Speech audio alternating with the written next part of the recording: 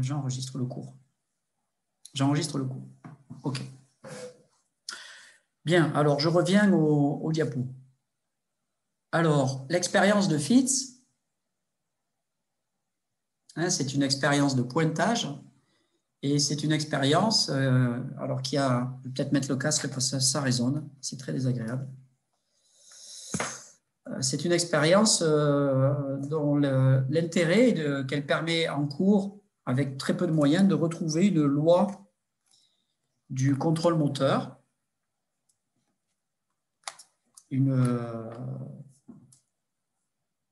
et donc un invariant du contrôle moteur. Alors cet invariant, c'est quoi? C'est un constat très simple au départ, a priori.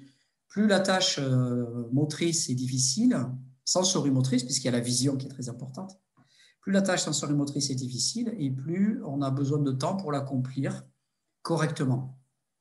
Alors quand on dit ça, on se dit, bon, c'est trivial, n'importe qui dans la rue, et ça c'est important de réaliser ça. Quand on dit uniquement ça, c'est trivial, c'est-à-dire c'est sans intérêt, c'est vraiment élémentaire. N'importe qui dans la rue pourrait le concevoir a priori, l'imaginer avant. Plus c'est difficile, moins on peut aller vite et plus on prend de temps. Donc ça, c'est trivial. Il faut à tout prix aller au-delà de cette synthèse-là, qui est vraiment beaucoup trop synthétique, et en synthétisant trop, eh bien, on oublie les éléments qui sont importants. La loi de Fitts, elle ne nous dit pas uniquement plus c'est difficile, moins je vais vite. Elle nous dit comment ça se passe. Et elle nous dit comment quantifier la difficulté avec l'index de difficulté inventé par Paul Fitts. Et elle nous dit qu'une fois que j'utilise cet index de difficulté, si je mesure le temps de mouvement et que je fais le graphique temps de mouvement, index de difficulté, alors j'obtiens une droite. OK, j'obtiens une droite. Ça, c'est la loi de Fitts. Ce n'est pas uniquement plus c'est difficile, moins je vais vite. C'est beaucoup plus précis et spécifique que ça. Donc, il ne faut pas synthétiser à outrance. Dire plus c'est difficile et moins je vais vite, on comprend qu'il y a le temps de mouvement va augmenter avec la difficulté, ça on le comprend. Mais on ne sait pas ce qu'on entend par difficulté, ce n'est pas défini, et on ne sait pas comment cette augmentation se passe. Une augmentation, une fonction croissante, il peut y en avoir d'une infinité de manières. Si je change de partage et que je vais sur le tableau blanc, vous avez le tableau blanc. Alors, dessiner une fonction croissante, ça peut être une fonction comme ça. Ça peut être une fonction comme ça. Ça peut être une fonction comme ça. Bon, ça peut être une fonction avec des escaliers comme ça. Et ce que nous dit la tâche de Fitts, c'est pas ça. La loi de Fitts, c'est pas ça. C'est j'ai une fonction croissante qui est une droite. Qui est une droite.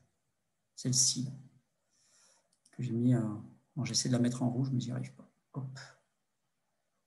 Ouais, je la fais plus épaisse, peut-être. Oui. Non, j'y arrive pas non plus. Je suis pas très doué. Sélection, si, c'est ça. Sélection, format, rouge. Non. Plus épais, non plus. Il veut pas. OK.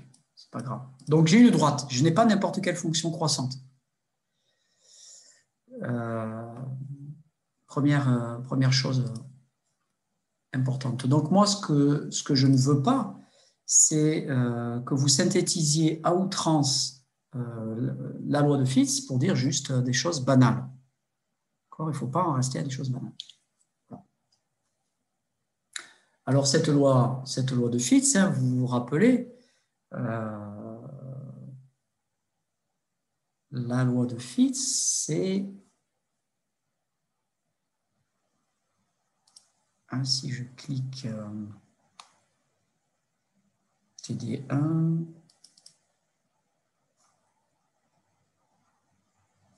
est-ce que je peux l'ouvrir? OK, voilà. La loi de Fitts, vous l'avez ici. On l'a vu pour le TD1. Membre de gauche, temps de mouvement, donc c'est une durée en secondes. Membre de droite, un nombre A, qui multiplie le paramètre, je vais l'appeler le paramètre de Fitts, l'index de difficulté, plus un autre nombre B. On a reconnu ici l'équation d'une droite du type y égale a multiplié par x plus b. X, ça va être les abscisses dans notre graphique, et y, c'est l'ordonnée dans notre graphique. Mais ce qui est spécial dans cette loi, dans cette formule, c'est l'index de difficulté. Tout l'intérêt se trouve là. Le fait d'avoir une droite en soi, une droite, ce n'est pas compliqué, c'est la fonction mathématique la plus simple à laquelle on pourrait penser. Mais pour obtenir une expression d'une loi sous forme de droite, il faut avoir inventé l'index de difficulté. Et c'est là tout le génie, on pourrait dire, de Paul Fitts. Alors, j'aime pas, il est en affichage plein écran là. Ok, super. Oui, il faut que tu parles.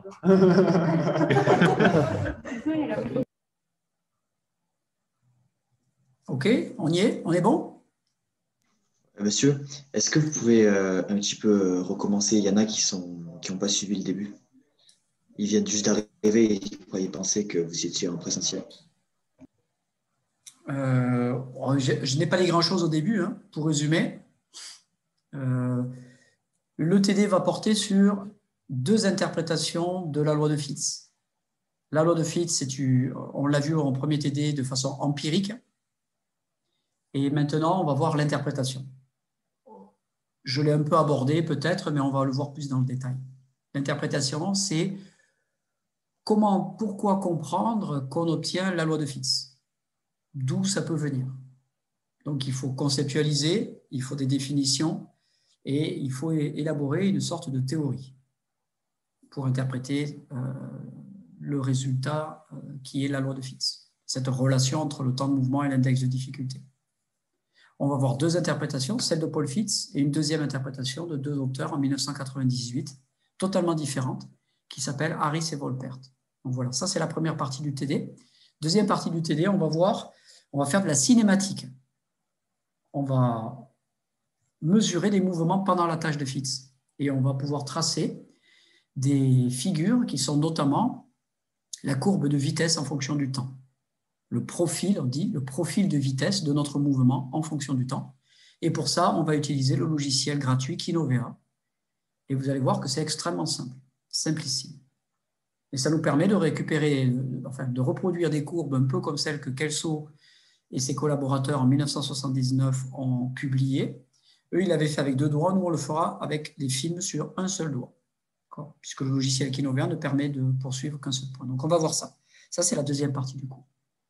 Donc, première partie du cours, la loi de Fitts. La loi de Fitts, je disais donc, ce n'est pas seulement une fonction croissante, le temps de mouvement n'est pas seulement une fonction croissante de la difficulté. Le temps de mouvement est une fonction croissante qui est une droite. Qui est une droite. Parmi toutes les fonctions croissantes, c'est une droite et rien d'autre. Donc ça, c'est une information importante. Et la deuxième chose qui est encore plus importante que ça, c'est que l'index de difficulté, il est défini par Paul Fitts de façon très claire. Et c'est ce terme ici, le membre de droite de la loi de Fitts, le logarithme en base 2. De quoi? De ce qui est ici, entre parenthèses, 2 fois la distance entre les cibles, qui est le D ici, divisé par la largeur des cibles. Voilà. A est un nombre qui multiplie cet index de difficulté, et B est un nombre qui est ajouté. Donc ça, c'est l'équation d'une droite. Donc, le génie de Fitts, c'est d'avoir trouvé cet index, défini cet index de difficulté.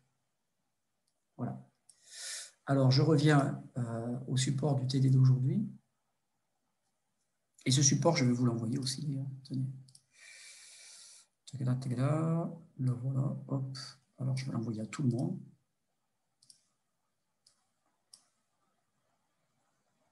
Je vais vous l'envoyer par la conversation, par la discussion. Donc là, maintenant, vous avez ce PDF. Alors, quelques rappels. Le contexte de cette loi de Fitts, hein, ce n'est pas juste une petite histoire confidentielle.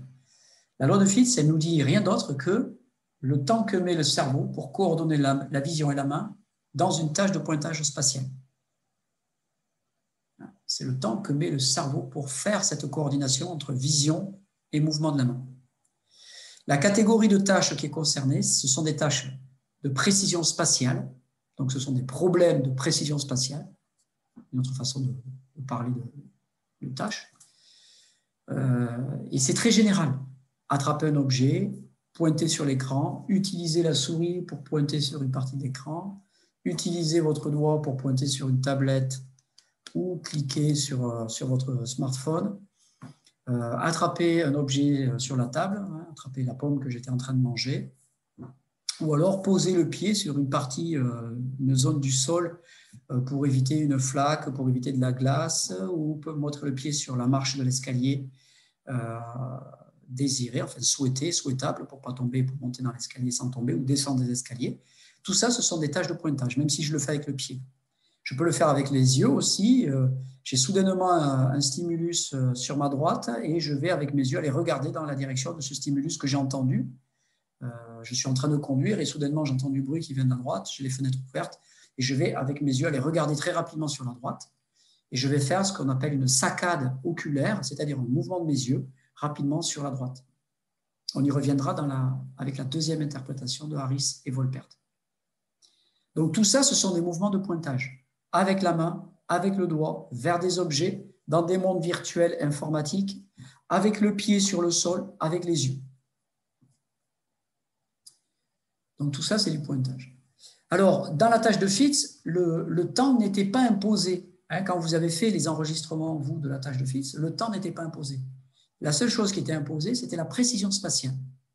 Et la consigne, très importante, c'est aller le plus vite possible sans faire d'erreur. Si vous faites une erreur, c'est que vous êtes allé trop vite. Et alors, vous n'allez pas trouver la loi de Fitts sous forme de droite, vous allez trouver autre chose.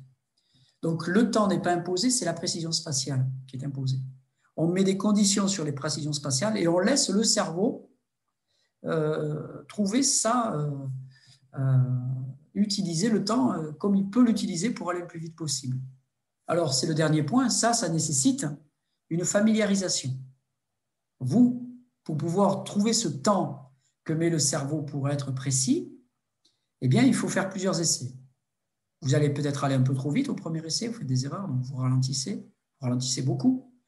Là, vous vous rendez compte que vous pouvez aller un peu plus vite. Alors, vous faites un troisième essai, vous allez un peu plus vite. Vous dites, tiens, je peux aller encore un peu plus vite. Vous allez plus vite, et là, vous vous dites, ah, de nouveau, je fais une erreur. Donc, je ralentis encore un peu.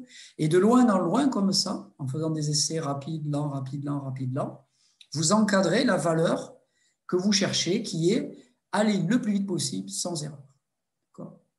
Et quand vous avez fait ça, vous avez fait un travail de recherche qui vous a permis de trouver le temps que mettait votre cerveau pour ces deux cibles-là, qui ont une certaine distance entre elles et une certaine largeur. Vous avez trouvé le temps nécessaire pour votre cerveau, pour les opérations dans votre cerveau, pour faire cette tâche-là.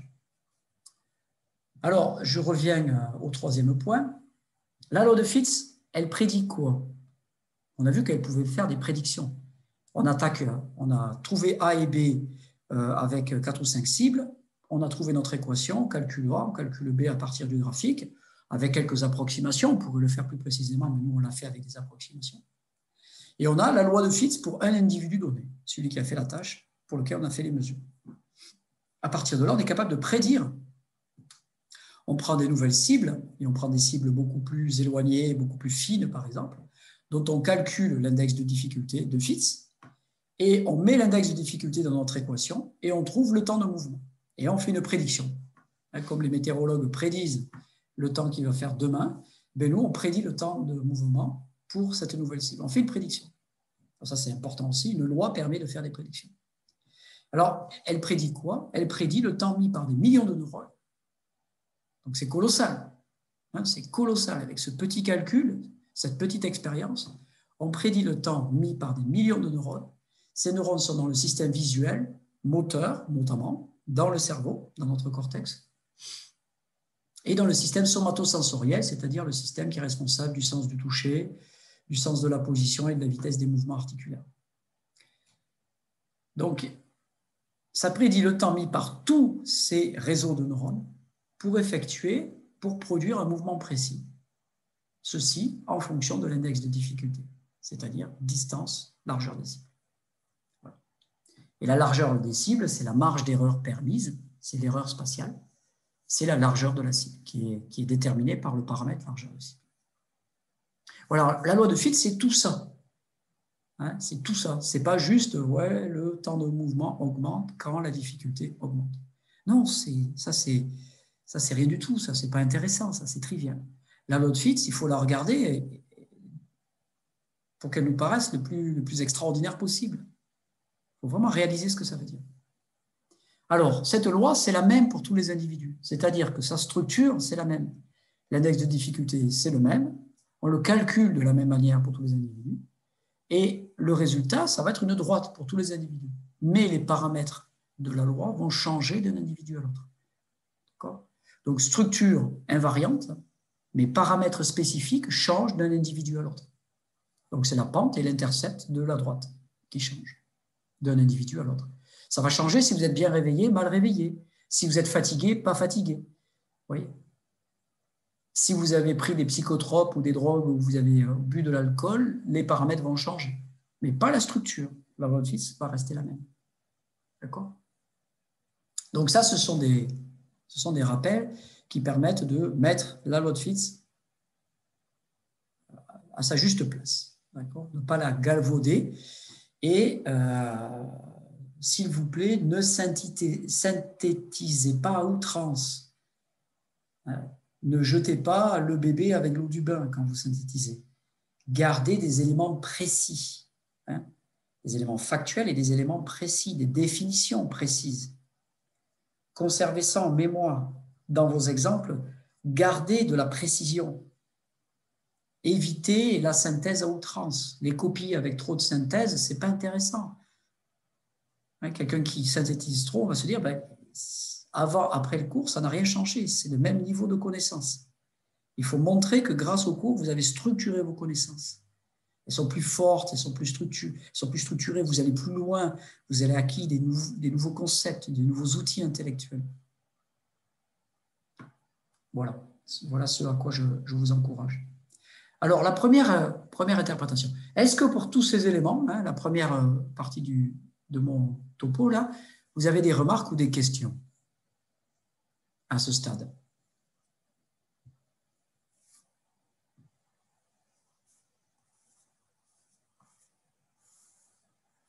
Est-ce que la loi de Fitt est un indicateur d'intelligence ? Non. Non. De l'intelligence de la personne qui fait la loi de Fitt, qui fait le pointage, non. Il y a des gens qui sont adroits, il y a des gens qui sont maladroits, il y a des gens qui voient. Imaginez quelqu'un qui ne voit pas bien, même avec une vision corrigée. Vous voyez ? Même avec une vision corrigée, quelqu'un qui a vraiment une très mauvaise vision, mais qui est prix Nobel de littérature, ou prix Nobel d'économie, ou prix Nobel de physique. Eh bien, parce que cette personne n'y voit pas bien, elle va être très lente dans la loi de Fitt. Elle va être très lente, vous voyez. Donc, elle va avoir un B, la position de la droite sur l'axe vertical, l'intercept va être très élevé. Le temps de mouvement, même avec les index de difficulté les plus petits, le temps de mouvement va être très élevé. On ne peut pas dire que cette personne qui est prix Nobel n'est pas intelligente. C'est juste qu'elle n'y voit pas bien. Donc, c'est décorrélé, c'est complètement décorrélé. On peut être adroit avec ses mains et son œil, la coordination vision-main, et on peut ne pas être intelligent, ou le contraire, c'est indépendant.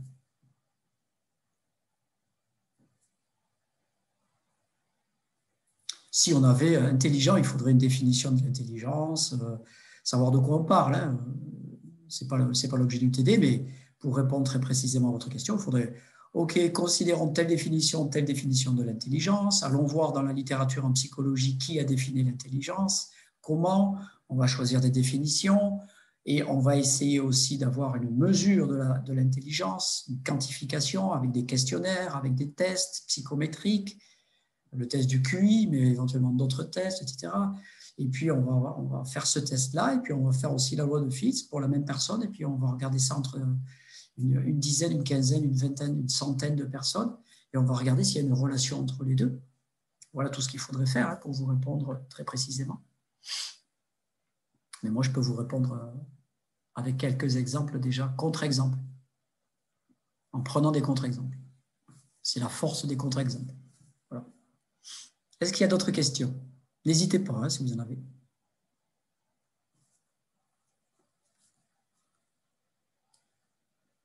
Non, pas d'autres questions? J'enchaîne. OK. Alors, l'interprétation de Paul Fitts.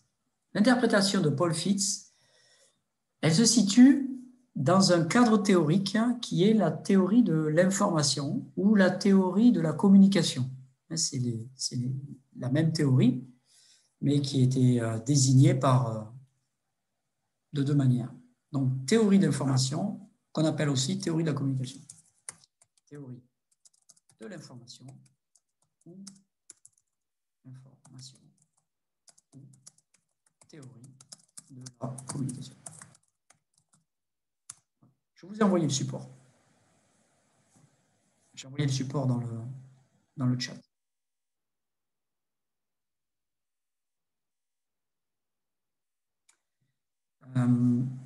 Alors, ici, donc on a deux auteurs. On a Paul Fitts d'un côté et on a Claude Shannon. Alors, Claude Shannon, c'est prononcé à la française, c'était un anglophone, donc c'est Claudie ou Claudie, je ne sais pas trop.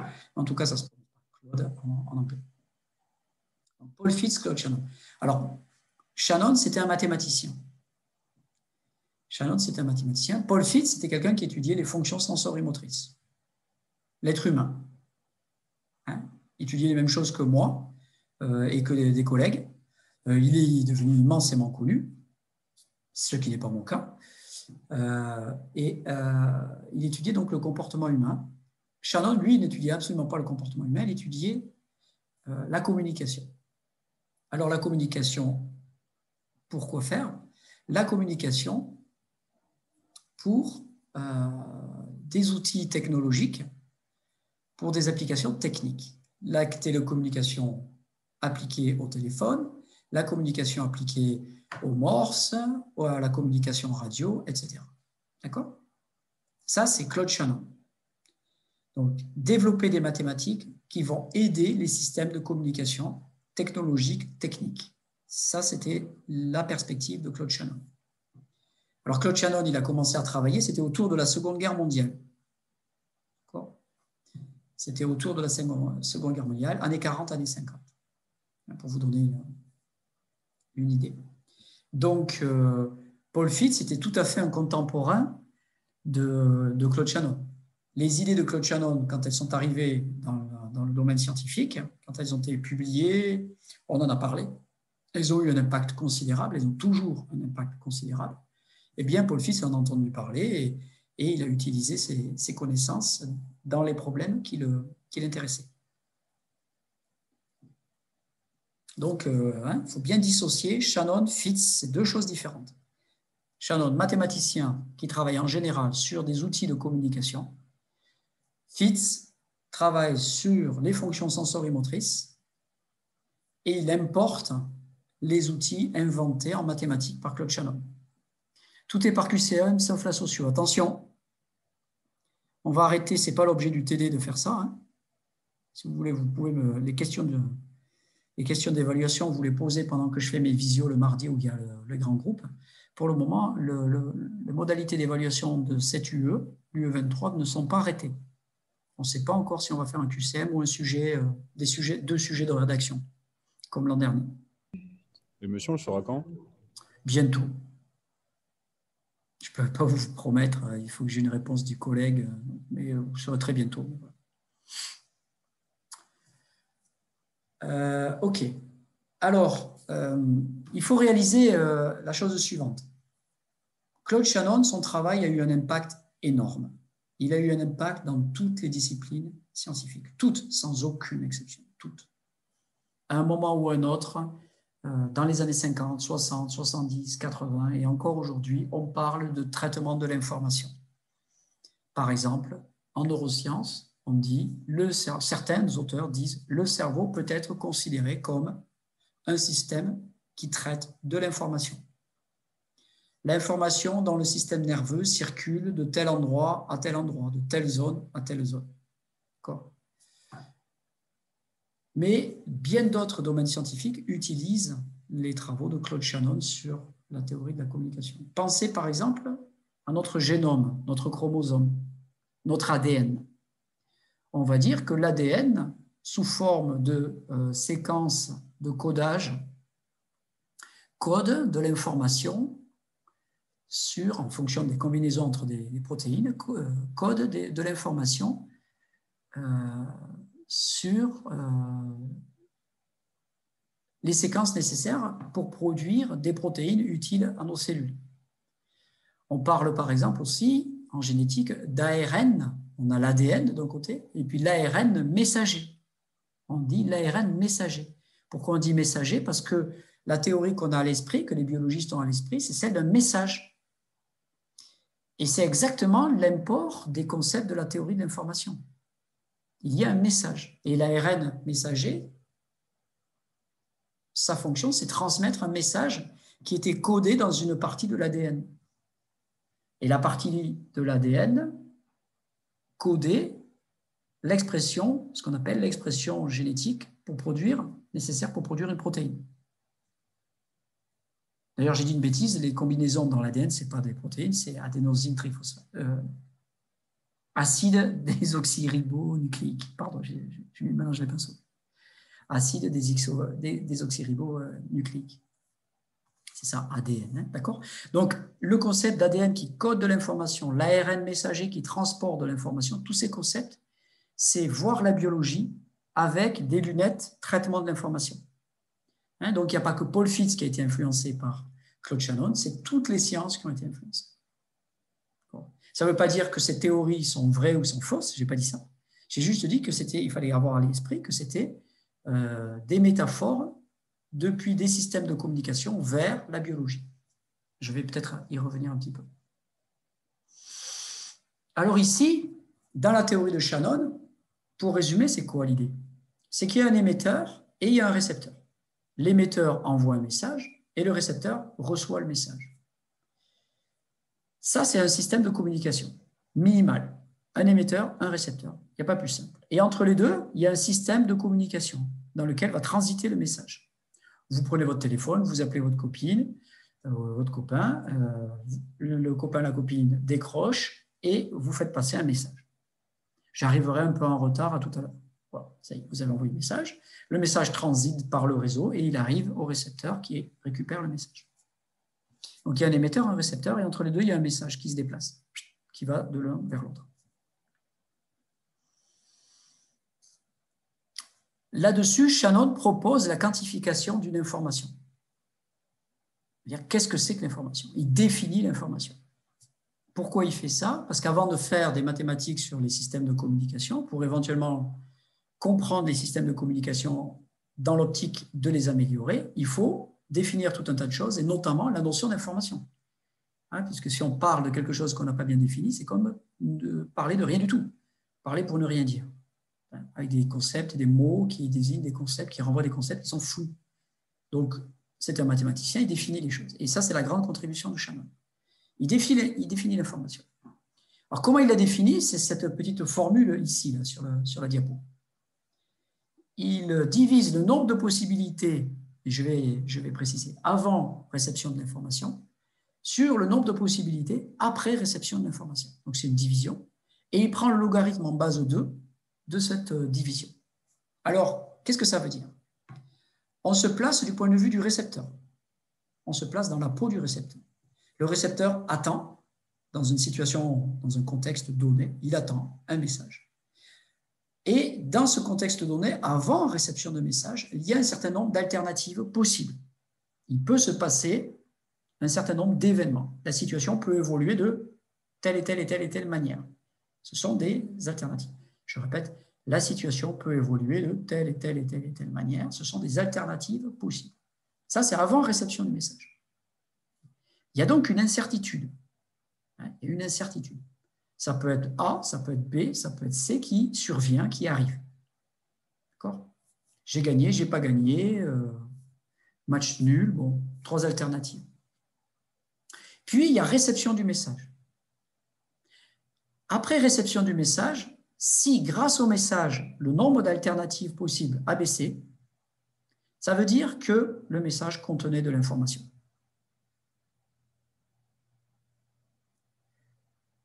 Donc, la définition de l'information contenue dans un message est basée sur l'utilisation de probabilités.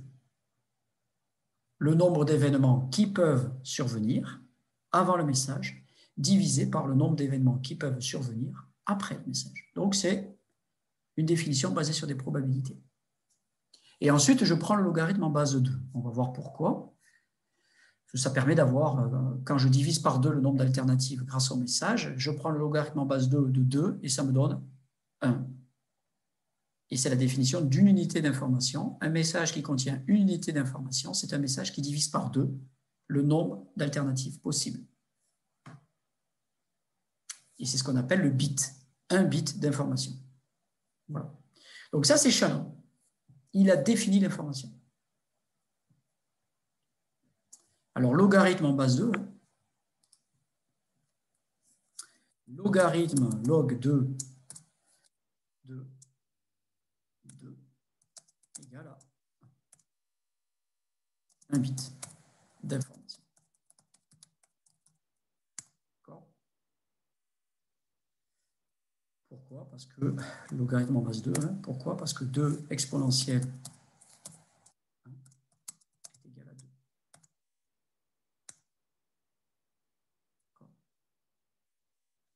2 exponentielle y égale à x. Ça, c'est la définition de logarithme en base 2 de x égale à y. Ça, vous devez le savoir aussi. Il y a un logarithme en base 2 dans la loi de Fitts, donc vous devez savoir ce que c'est un logarithme en base 2.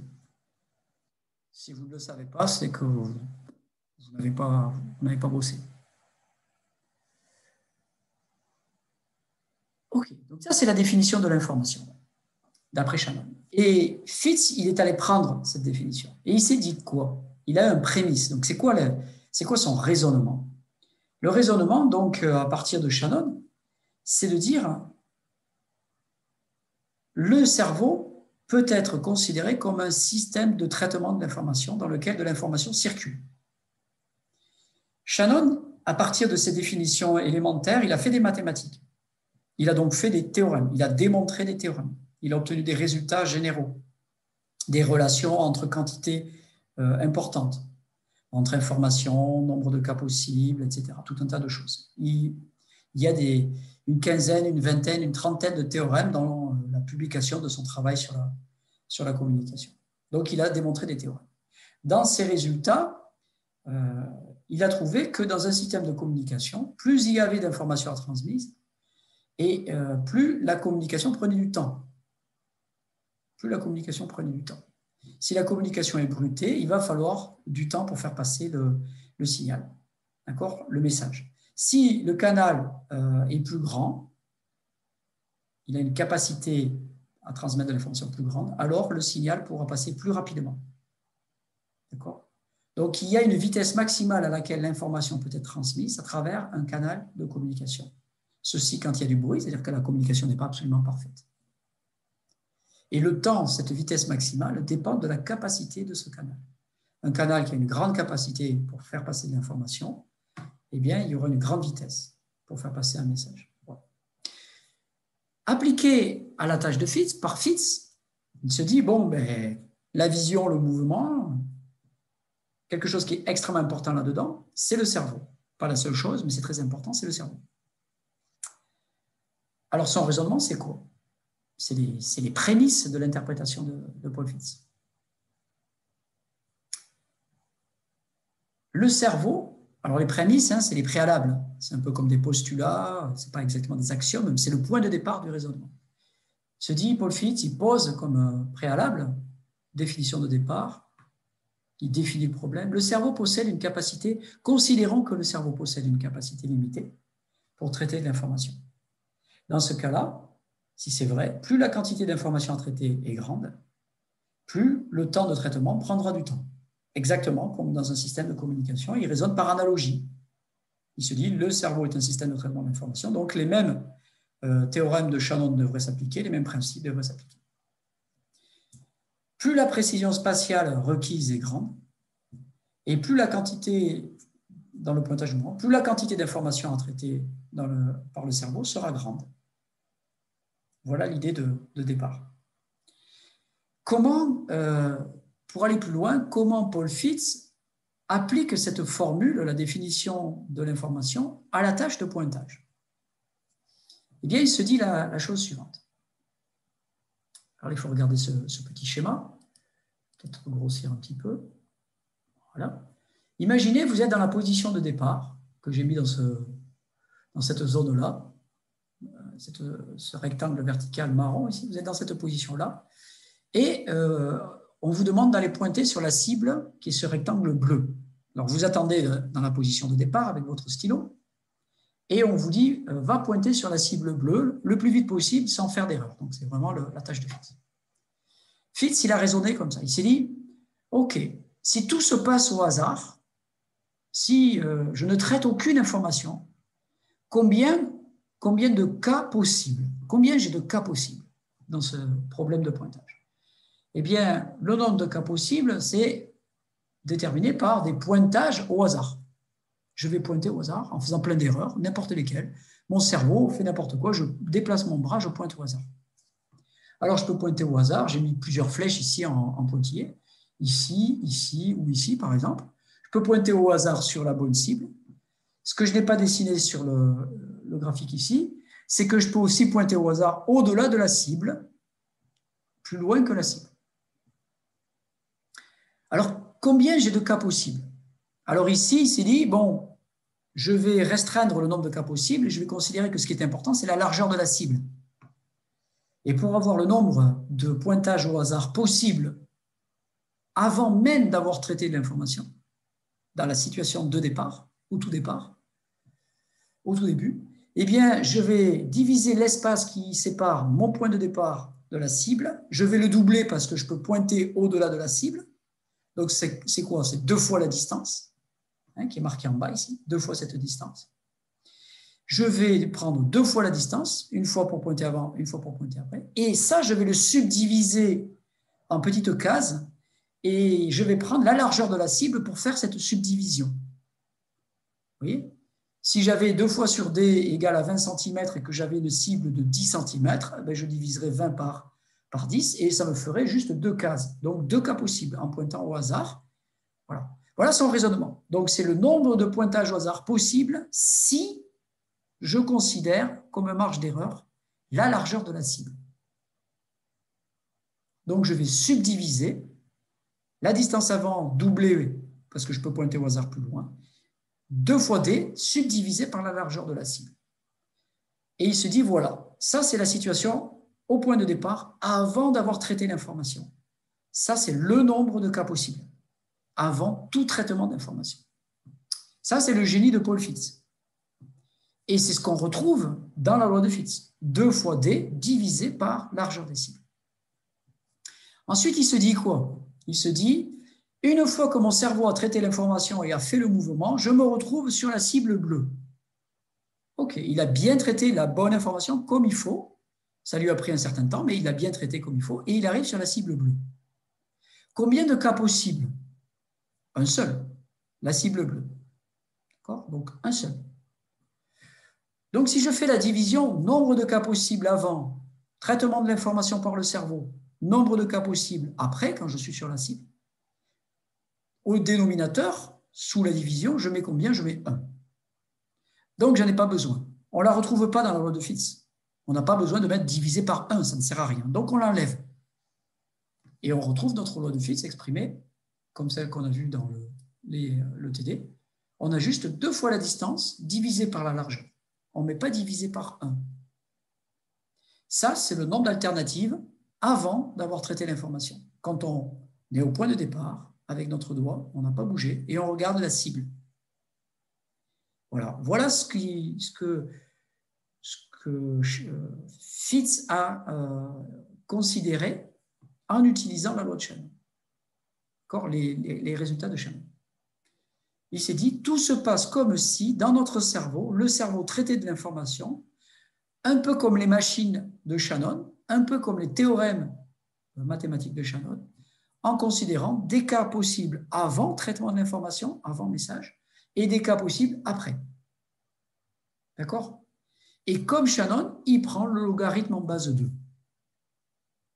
Parce que le logarithme en base 2 permet d'avoir une unité d'information intéressante qui est que l'information vaut 1 si le message a divisé par 2 le nombre d'alternatives. L'exemple que je prends en cours tout le temps, je le rappelle, c'est une femme est à la clinique, elle va accoucher, le mari est au travail, il n'a pas pu l'accompagner, ça s'est passé trop soudainement, il est au travail, ils ne savent pas ni l'un ni l'autre quel est le sexe de l'enfant, ils n'ont pas voulu le savoir avant sur la base des échographies.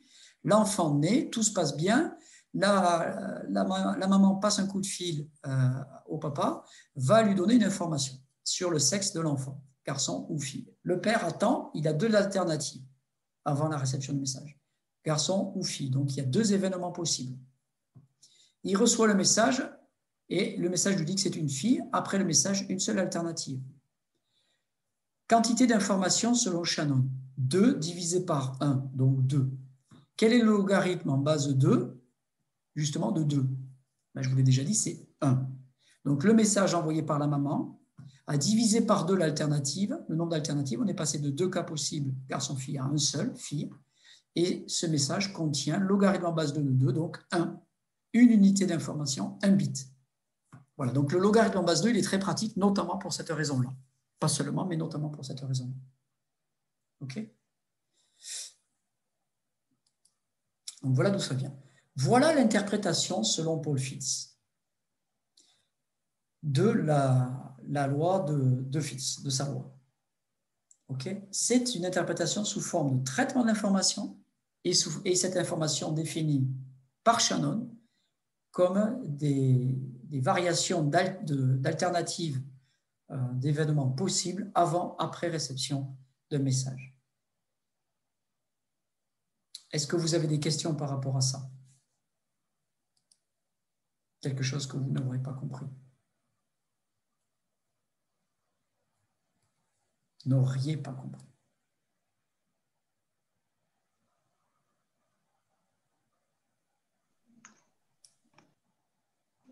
Moi, je ne sais pas si c'est une question, mais ça veut dire qu'on pourrait écrire log de 2 sur la distance divisé par 1 fois la largeur. On pourrait écrire ça. Sauf qu'on n'écrit pas le 1, c'est ça?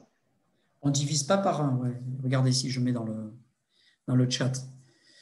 Vous voulez dire, donc, alors, index, je l'avais nommé comme ça, index de difficulté est égal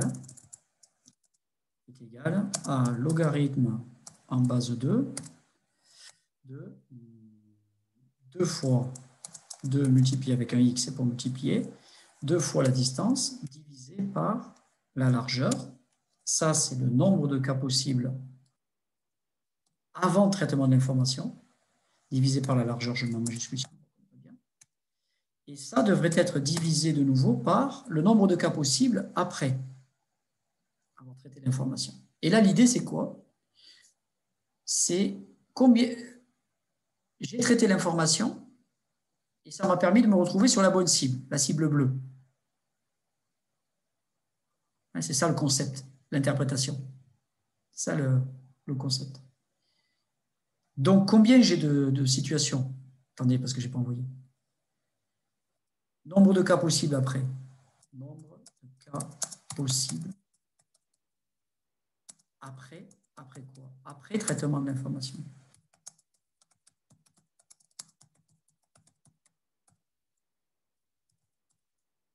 Et là, je referme la parenthèse.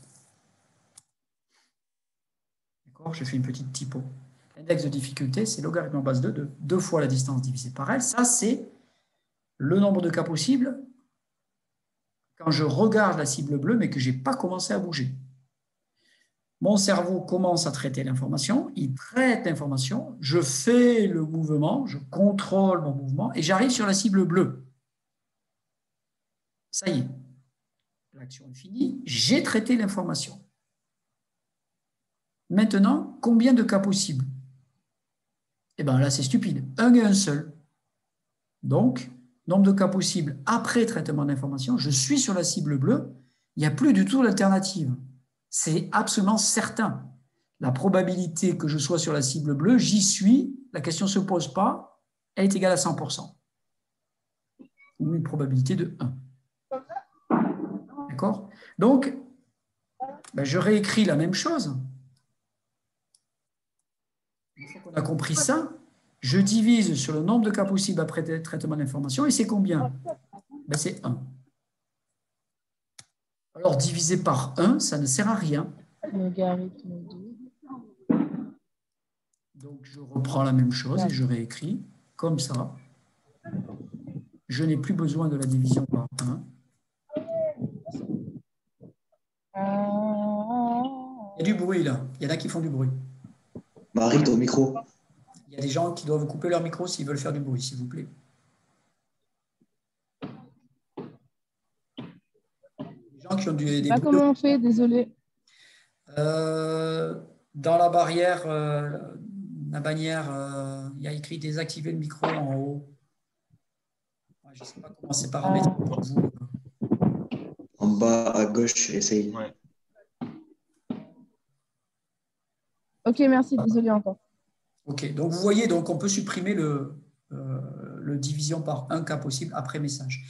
Ce qu'il faut comprendre, ce qu'il faut retenir, c'est Fitz, il se dit, j'utilise Shannon.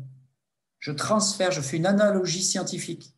Je vais utiliser les concepts de Shannon pour le problème du comportement humain et de comment fonctionne le cerveau. Et là, il va prendre les concepts de Shannon faits pour la communication et en quelque sorte, il va essayer de les tordre, mais en les tordant le moins possible pour les appliquer à un nouveau problème. C'est une analogie. Hein. Vous voyez, c'est un raisonnement par analogie. Première analogie, le cerveau considéré comme un système de traitement d'information. Le cerveau considéré comme un système de communication. Et on va voir les limites de ça, et on va le critiquer. Donc ça, c'est la première analogie. Alors, comment il fait pour tordre ces concepts de messages, d'émetteurs et de récepteurs? Il dit, OK, nombre de cas possibles. Je suis sur la situation de la cible de départ. Je regarde la cible bleue. Si je tape au hasard, combien de cas possibles? Mais vraiment au hasard complet. Combien au total de cas possibles? Pour calculer ça, il dit, 9. il fait un pari et il dit 2 fois D divisé par la largeur de la cible. Ça, c'est les cas possibles. Il se dit, on va faire ce choix-là. Donc, 2 fois la distance, parce que je peux taper au hasard avant. Je peux aussi taper après la cible, donc il faut prendre 2 fois la distance. Et il faut subdiviser ça par la largeur de la cible. On comprend que si la cible est très étroite, il y a plein de cas possibles. Hein, si j'ai 20 cm, 2 fois D, ça fait 20 cm, et que la cible fait 1 mm de large, ça fait des dizaines et des dizaines de cas possibles. Beaucoup d'alternatives. Ensuite, il se dit la deuxième chose. Le mouvement est lancé. Le cerveau traite l'information. Ce traitement de l'information crée un mouvement et contrôle un mouvement qui arrive sur la cible visée, la cible bleue. Une fois que j'ai posé le doigt sur la cible visée, le traitement de l'information s'arrête.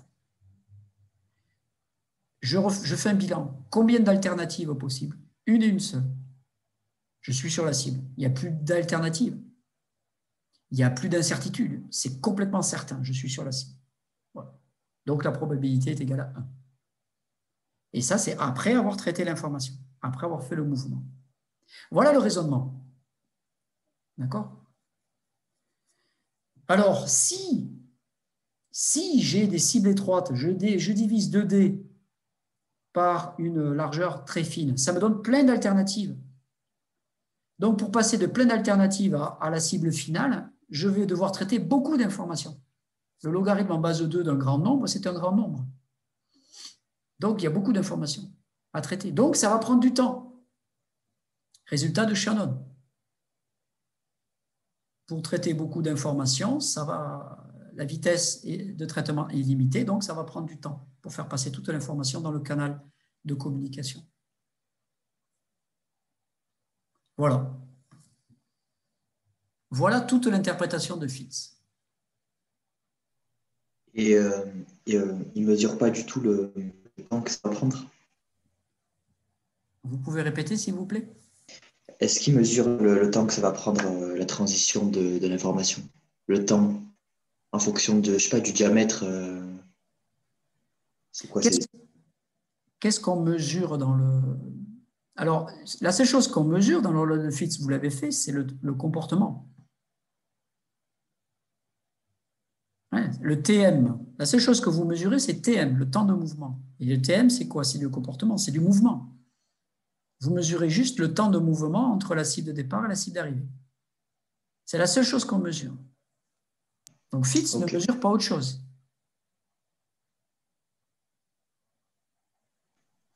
Mais ce qui est super, ce qui est quand même frappant, et on va faire la critique, hein, y compris la vôtre. Vous étiez en train de vous dire, mais est-ce qu'il mesure la taille de ce canal? C'est ça?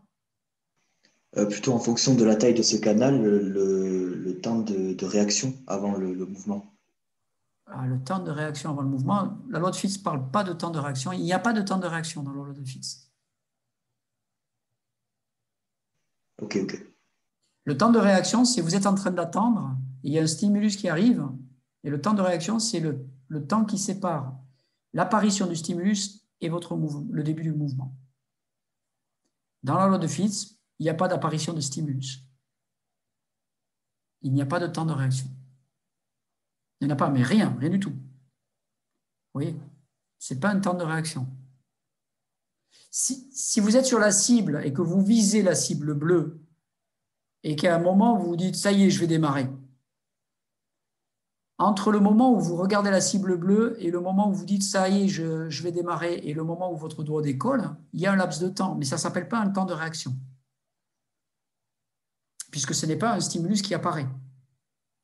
Vous qui êtes en train d'attendre, et puis paf, le stimulus qui apparaît, et vous réagissez le plus vite possible. Ça, c'est le temps de réaction. Et le temps de réaction, c'est uniquement ça. Donc, dans la loi de Fitts, il n'y a pas de temps de réaction. Il y en aurait un si on vous disait, tiens, attends sur cette cible de départ, il y a une cible bleue qui va apparaître, je ne te dis pas où elle est, et je ne te dis pas quelle est sa largeur. Et vous attendez. Vous êtes sur un ordinateur à écran tactile, et vous attendez, tac. Vous êtes là, et vous attendez. Et puis, il y a une cible qui apparaît à une certaine distance, et avec une certaine largeur. Et la consigne, c'est le plus vite possible et sans faire d'erreur, va sur la cible.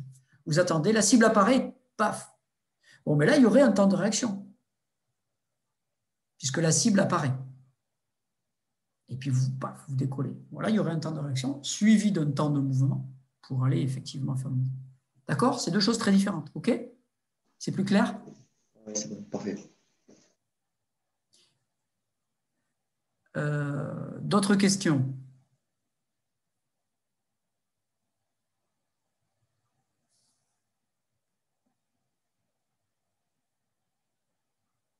Non, pas d'autres questions?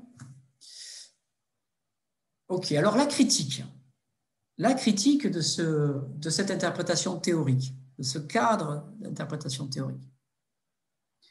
La critique, c'est on ne sait pas quel est l'émetteur et le récepteur là-dedans. On ne sait même pas quel est le message. C'est une seule personne. Où est l'émetteur, où est le récepteur? L'émetteur, c'est la vision, le récepteur, c'est le système moteur. L'émetteur, c'est le cerveau, le récepteur, c'est le muscle. De quoi il s'agit? Comment ça marche?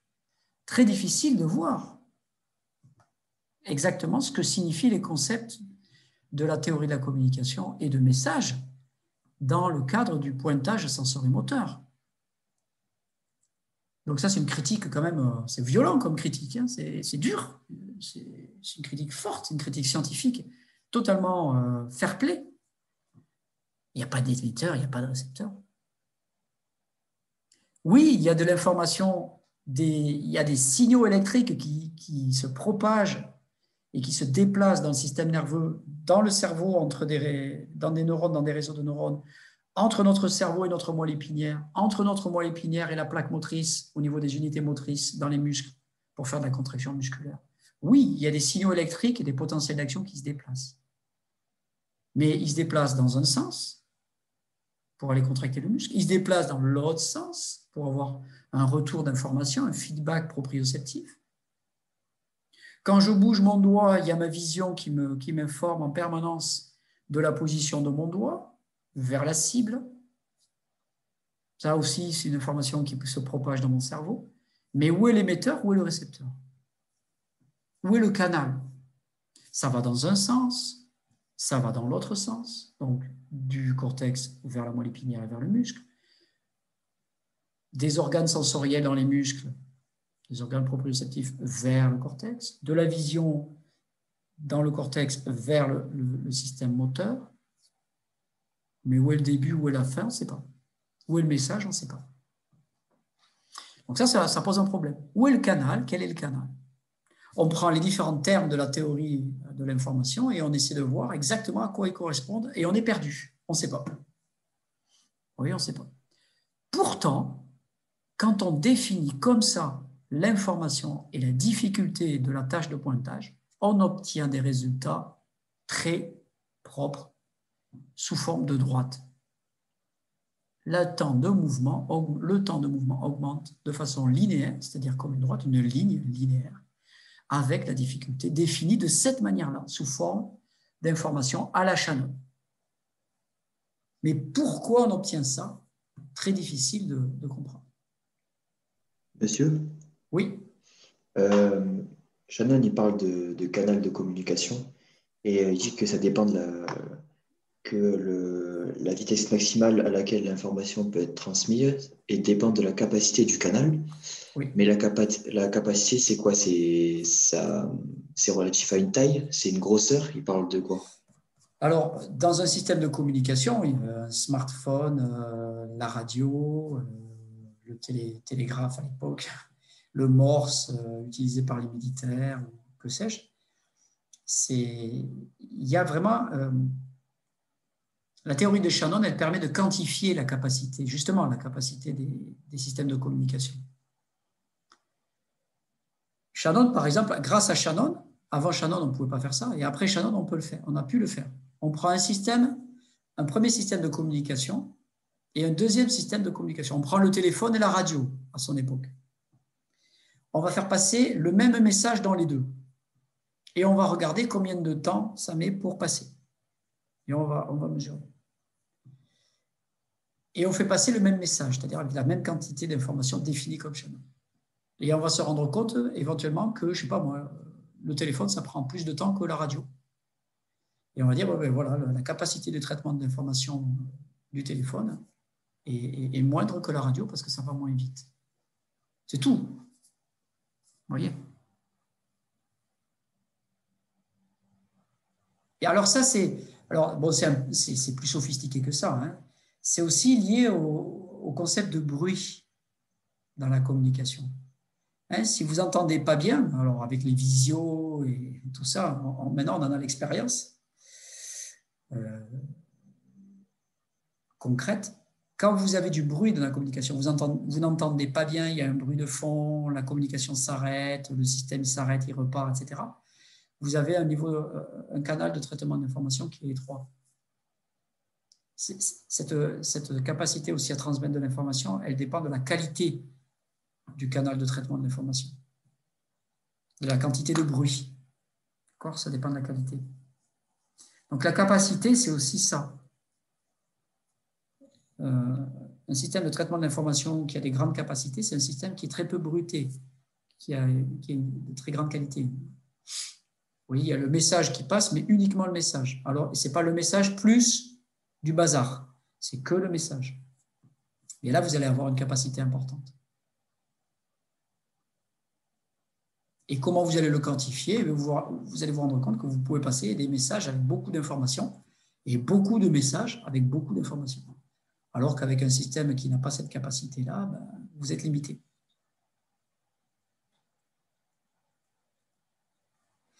Alors, concrètement, dans des systèmes informatiques, c'est un peu compliqué. Hein. Ça va dépendre de la taille du processeur, ça va dépendre de beaucoup de choses. Voilà, je vous propose qu'on fasse une petite pause. Et puis ensuite, on reprend. OK?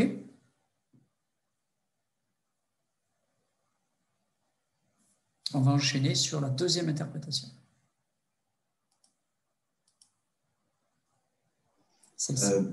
J'aurais une dernière question. Allez-y. Moi, ce que je ne comprends pas, c'est comment ça se fait que la courbe de Fitts est linéaire, sachant qu'on sait qu'il y a du bruit, justement. Le bruit, en fait, c'est deux choses qui sont découplées, là, selon les deux éléments dont vous parlez.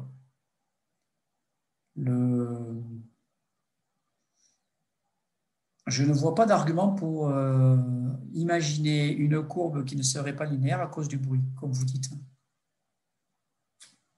Je ne vois pas ce que le bruit peut changer dans la nature de la courbe pour faire quelque chose qui serait exponentiel ou autre chose. Je ne vois pas. Le bruit ici, dans le cas de Fitts, il n'est pas... il est considéré, le bruit, d'une manière un peu particulière. Le bruit, il est dans le cadre de cette théorie-là, c'est parce qu'il y a du bruit qu'il peut y avoir des pointages au hasard, vous voyez, et qu'il faut raisonner en termes de probabilité. Conceptuellement, c'est un peu compliqué cette affaire à ce niveau-là. Le bruit, on parle bien de mouvement des atomes, c'est ça? Oui, si vous voulez, oui. Oui, oui, on va dire ça comme ça. Oui, oui. Ici aussi, alors bon, ça peut être un peu plus compliqué que ça. Le bruit dans la théorie de Shannon, c'est pas que du mouvement brownien. Hein? Il y a du bruit dans des systèmes électroniques qui n'est pas du mouvement brownien. Il y a du bruit électronique qui n'est pas du mouvement brownien. C'est du bruit d'une autre nature. J'ai perdu la communication, on dirait. Votre image, elle bug, mais on vous entend. Ah, vous m'entendez, d'accord. Oui, mais Okay. on ne voit plus, ça a bugué. Est-ce qu'on pourrait finir un peu avant, parce qu'après, on a un cours d'histoire? Oui, oui, on peut finir un peu avant. Ouais. On va faire une petite pause de 5 minutes et on reprend, OK?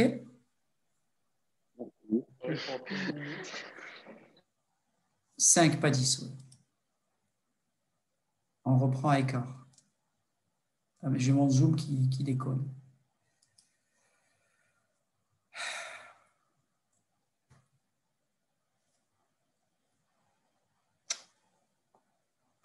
Ça y est, OK. Ah, c'est pénible ces outils.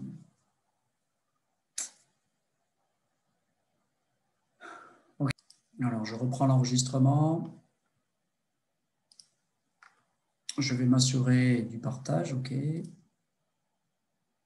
C'est bon. Alors, la deuxième interprétation. Alors, la deuxième interprétation est très différente. Très, très différente. Alors, la deuxième interprétation, vous voyez, elle date de 1998. Et c'est un article publié par deux auteurs, Harris et Volpert, qui s'intitulait Signal Dependent Noise Determines Motor Planning, publié dans le très grand journal britannique Nature.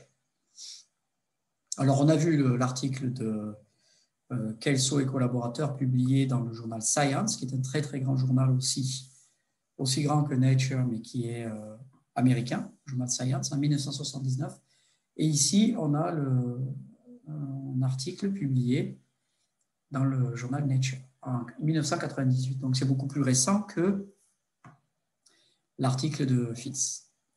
Alors, je vais vous lire rapidement l'article et je vais vous en traduire une partie. Alors, on ne regardera pas la partie finale, ça vous intéresse moins.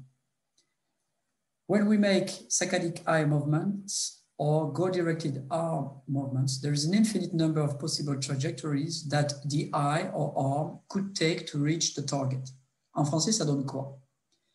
Quand nous faisons des mouvements saccadiques des yeux, c'est-à-dire ce dont je vous parlais au tout début, c'est-à-dire des pointages avec les yeux, je regarde une partie de l'espace avec mes yeux, et puis soudainement, il y a un bruit sur ma droite, et hop, avec mes yeux, je vais les regarder rapidement. Ça, c'est des mouvements de saccade. Donc, saccadic eye movement. Donc, quand nous faisons des mouvements de saccade ou des mouvements du bras dirigés vers un but, je veux saisir un objet, par exemple, je veux aller pointer sur une cible, il y a un nombre infini de trajectoires possibles du mouvement de l'œil ou de la main pour atteindre la cible. Voilà. Oui, je peux le faire comme ça, je peux le faire comme ça, je peux le faire en ligne droite, je peux le faire en zigzag, mes yeux peuvent regarder en zigzag, etc., etc., etc. Donc, il y a une infinité de trajectoires possibles. Pourtant, however, humans show highly stereotyped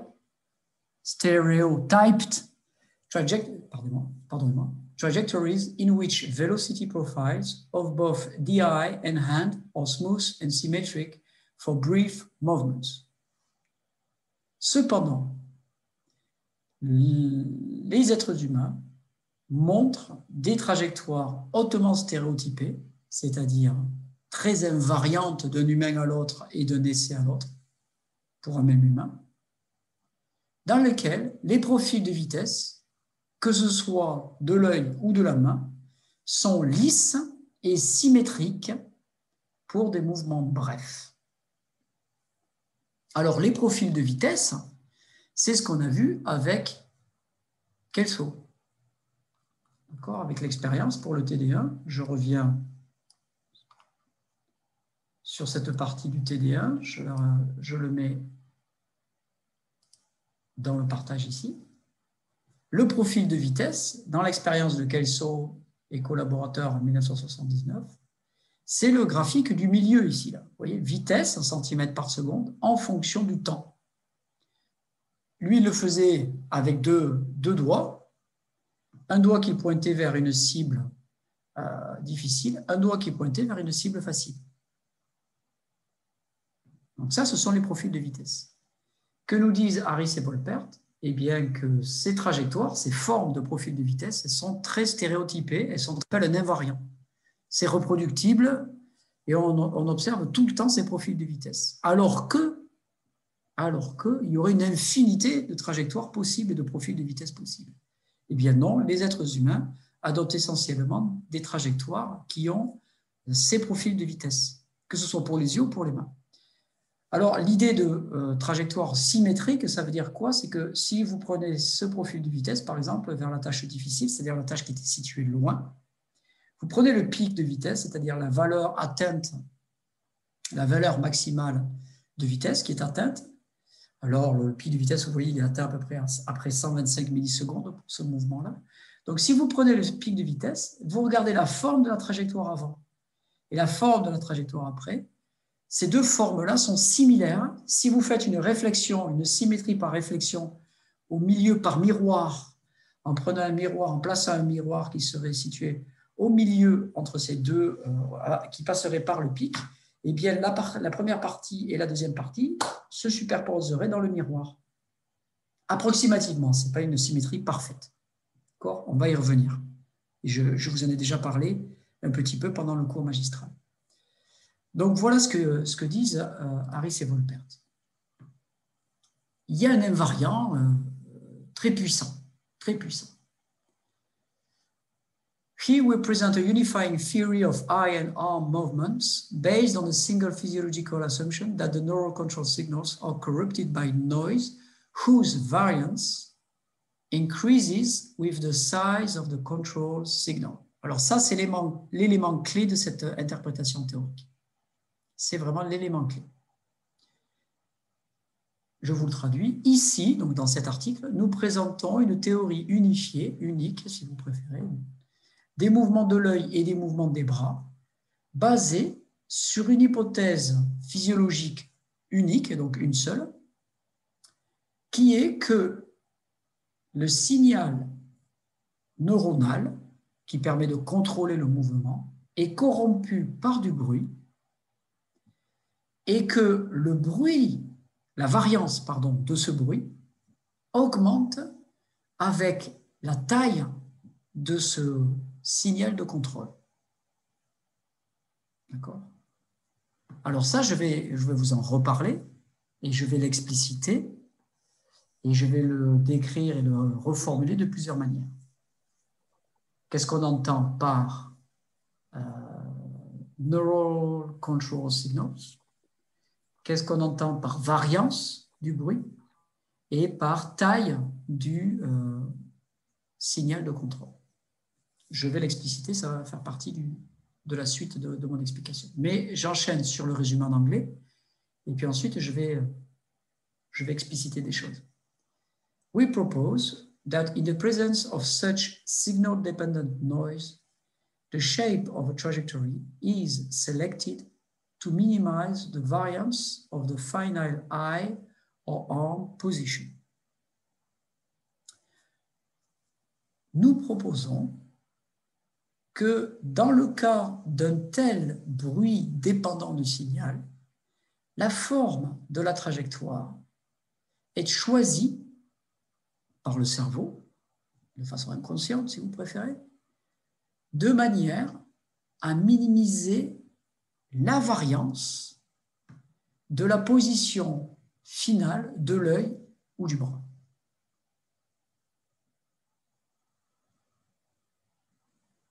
Phrase suivante.